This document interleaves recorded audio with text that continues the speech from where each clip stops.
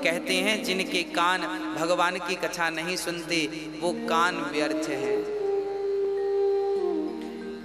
जिन हरि कथा सुनहि नहीं काना, श्रवण रंध्र वही भवन समाना। जिनके कान कथा नहीं सुनते, इनके कान केवल सर्प के बिल, चूहे के बिल समान हैं और कोई काम नहीं। इसलिए कहते हैं ना, भगवान ने कान दिए हैं तो कथाएं सुनने लग जाइए। कान से जब कथा प्रवेश करती है ना, तो हृदय में जो पापों की मैल जमी है वो पापों की मैल समाप्त हो जाती है। हाँ, और कहा शंकर जी कहते हैं देवी, जिनके कान कथा नहीं सुनते इनके कान व्यर्थ हैं। जिनकी आँख संत का दर्शन नहीं करती और मेरे बिहारी जी का, मेरे राम का दर्शन नहीं करती, इन आँखों को तो केवल मोर पंख में जो आँख बनी होती है ना, आपने मोर पंख में भी एक आँख देखी होगी, बनी रहती है। जो व्यक्ति संतों का दर्शन इन आँखों से और भगवान का दर्शन इन आँखों से नहीं करता, उनकी आँखें मोर के पंख जैसी हैं। सुंदर तो हैं पर हैं किसी काम की नहीं, व्यर्थ हैं वो आँखें। हाँ, और कहा कि भगवान शिव कहते हैं जो सिर चरणों में झुकता नहीं है, गुरुजनों के, माता पिता के, भगवान के चरणों में जो सिर नहीं झुकता वो केवल तुम्बा के समान है।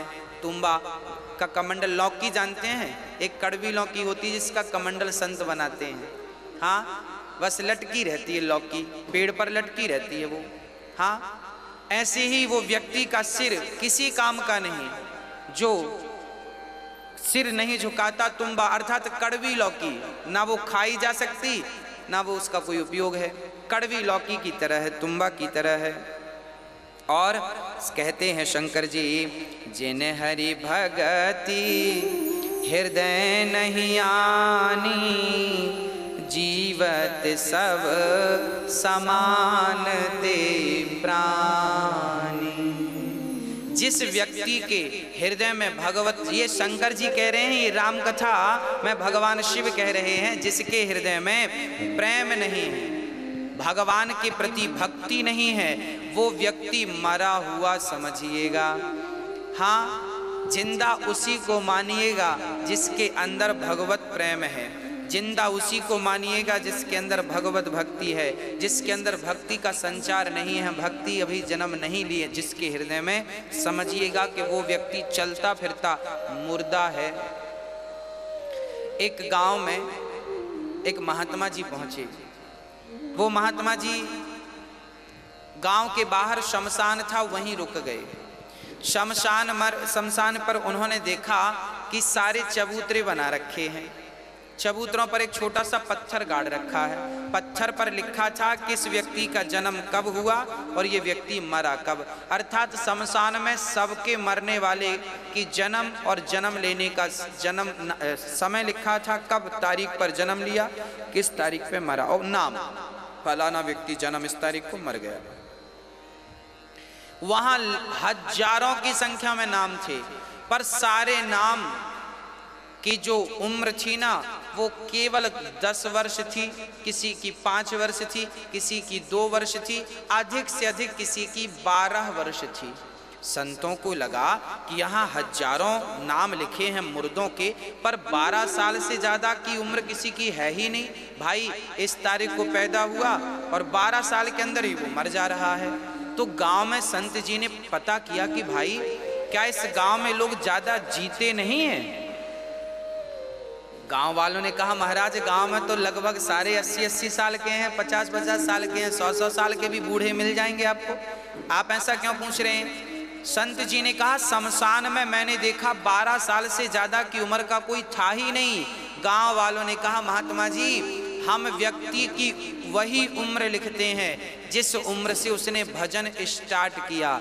जितना उसने भजन किया, जिस समय से उसने भजन किया उसी को हम उम्र मानते हैं, बाकी समय तो उसकी व्यर्थ मुर्दे की तरह बीत रही थी, उसकी तो हम गिनती करते ही नहीं। तो आप अपने जीवन में जब से भजन करना, भगवान से प्रेम करना स्टार्ट करेंगे तभी से आपकी उम्र मान्य होगी। अर्थात तो फिर मुर्दे की तरह बहुत लोग जी रहे हैं, उनका तो कोई अर्थ नहीं है। हाँ, तो ऐसे भगवान शिव कह रहे हैं, देवी सुनो, जो व्यक्ति भगवान से प्रेम नहीं करता वो चलता फिरता मुर्दा है। ऐसा कौन? मैं नहीं, भगवान शिव कह रहे हैं। इसलिए जिनके हृदय में प्रेम नहीं है वो व्यर्थ हैं, ऐसों के दर्शन करने से पाप है। इसलिए हृदय में भगवत प्रेम जगाइए। भगवान शिव कह रहे हैं कि देवी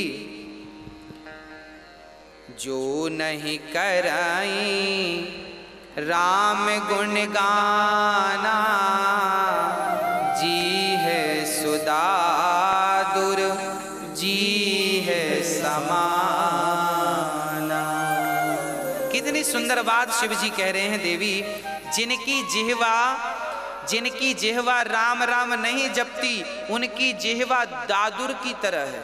दादुर शब्द का अर्थ यहाँ पर है मेंढक से और चमगादड़ से भी है। अच्छा, मेंढक को आपने देखा होगा, सवेरे से एक ही आवाज निकालता है, टर टर टर। जो व्यक्ति भगवान का नाम नहीं जपता उनकी जिह्वा इस मेंढक की तरह है, बस टर टर। कई लोग सवेरे से भजन करते नहीं है, बाहर बैठ जाएंगे टर टर करते रहेंगे, उसकी बुराई उसकी बुराई, उसकी निंदा उसकी चुगली। ये सब अगले जन्म में मेंढक बनने की तैयारी में हैं। जो सवेरे से लेकर शाम तक निंदा, कई लोगों को आपने देखा होगा, लोगों का बस एक ही काम है, खा लेना और निंदा करना और सो जाना। निंदा करने वाला व्यक्ति, चुगली करने वाला व्यक्ति, यहाँ वहाँ की व्यर्थ की बकवास करने वाला व्यक्ति, निश्चित मानिए कि वो व्यक्ति मेंढक बनेगा और टर टर करता रहेगा। और गोस्वामी जी कह रहे हैं कि वो दादुर अर्थात चमगादड़ भी बनता है। चमगादड़ सबसे 84 लाख योनियों में सबसे निकृष्ट योनि यदि कोई है तो वो चमगादड़ है। चमगादड़ उल्टा लटकता है, पांव के बल कभी बैठता नहीं है, उल्टा पांव ऊपर सिर नीचे। क्यों?